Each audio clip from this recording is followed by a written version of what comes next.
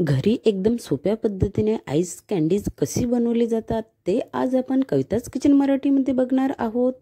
पूर्वी ice candy खूप मिळायच्या आणि आपणही खूप आवडीने खात होतो, पण आता आईस कँडी लुप्त झालेली आहे. त्या जागी आईस्क्रीम मिळत असते, पण आईस कँडी खायची मजाच वेगळी असते. तर आज आपण एकदम सोप्या पद्धतीने घरीच आईस कँडी कशी तयार केली जाते आणि आपल्या मुलांना ते आपण कशा प्रकारे खायला देऊ शकू ते आज आपण बघणार आहोत.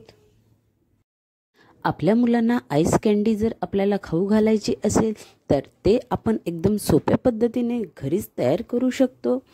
तर चला मग जास्त वेळ न घालवता रेसिपीला सुरुवात करूया.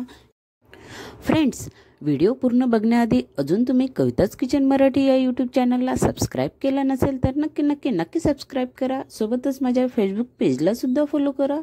तर चला मग यमी आईस कँडी रेसिपीला सुरुवात करूया.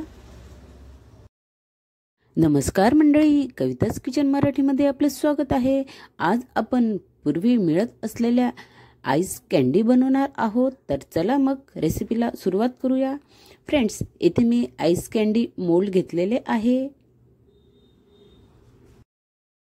तुमच्याकडे आईस कँडी मोल्ड नसेल तर तुम्ही ग्लासमध्ये सुद्धा आईस कँडी तयार करू शकता.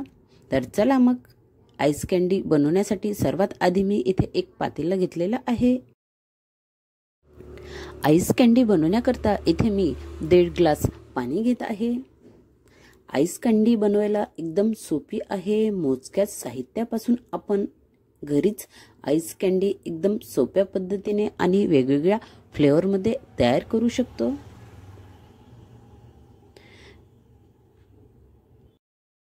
त्यानंतर यामध्ये मी 5 ते 6 चम्मच साखर घालत आहे. साखर तुम्ही तुमच्या आवडीनुसार कमी किंवा जास्त करू शकता.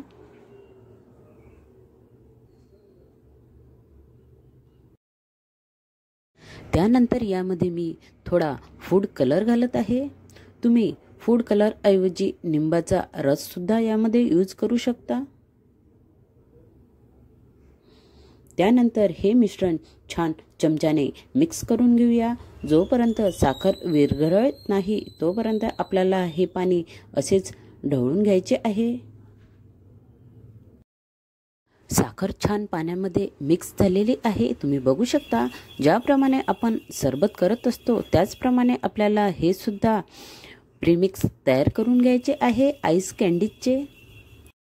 एकदम सोप्या भाषेत सांगायचे झाले तर आपल्याला सरबत तयार करून घ्यायचे आहे आणि त्यामध्ये जर तुम्हाला वेगवेगळ्या कलरचे जर आईस कँडीज तयार करायचे असेल तर वेगवेगळ्या कलरचे तुम्ही फूड कलर सुद्धा यामध्ये यूज करू शकता किंवा सिंपल लिंबाचा रस सुद्धा यामध्ये तुम्ही यूज करू शकता. येथे आपले सरबत तयार झालेले आहे. आता गाळणीने हे तयार सरबत गाळून घेऊया.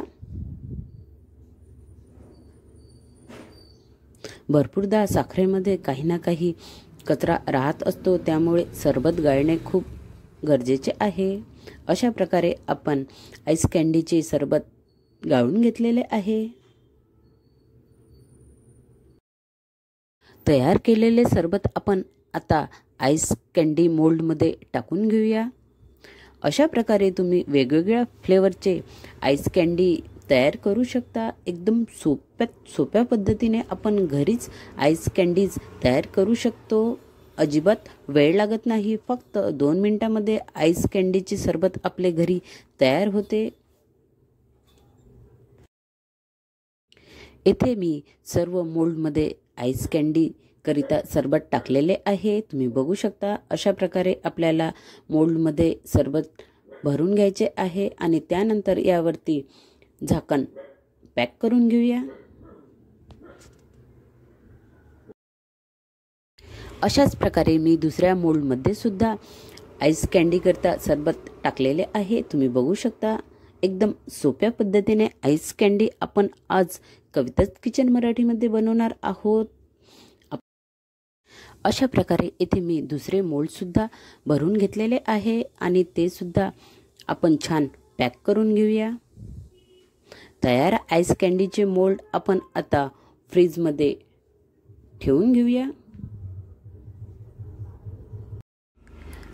आईस कँडीचे मोल्ड आपण रात्रभर फ्रीजरमध्ये ठेवून घेऊया, म्हणजे दुसऱ्या दिवशी छान आपली आईस कँडी तयार होईल। अशा प्रकारे फ्रीजमध्ये मी आईस कँडी ठेवलेली आहे। आता बघूया आपली आईस कँडी कशा प्रकारे तयार झाली आहे। तर ती तयार आईस कँडी आपण आता एका प्लेटमध्ये काढून घेऊया। आहा, तुम्ही बघू शकता किती मस्त इथे आपली आईस कँडी तयार झालेली आहे। एकदम कलर सुद्धा खूप छान आलेला आहे। यमी यमी आईस कँडी खायला तर मजाच वेगळी येत असते। पूर्वी तर आईस कँडी खूप मिळायची, पण आता काळानुसार लुप्त झालेली आहे। ही आईस कँडी आपण मुलांना घरी कशा प्रकारे तयार करून देऊ शकतो ते आज आपण बघितलेले आहे। यमी यमी आईस कँडी आपली इथे तयार झालेली आहे। आईस कँडी बनवण्याकरता कुठलीही अतिरिक्त मेहनत लागत नाही, ते तुम्ही बघितलेच आहे। इथे आपली यमी यमी मस्त थंडगार आईस कँडी तयार झालेली आहे आणि यामध्ये फूड कलर टाकल्यामुळे या कँडीची टेस्ट तर एकदम भारी लागत असते। तुम्ही एकदा नक्की आईस कँडी घरी तयार करून बघा आणि तुमच्या मुलांना सुद्धा खायला द्या।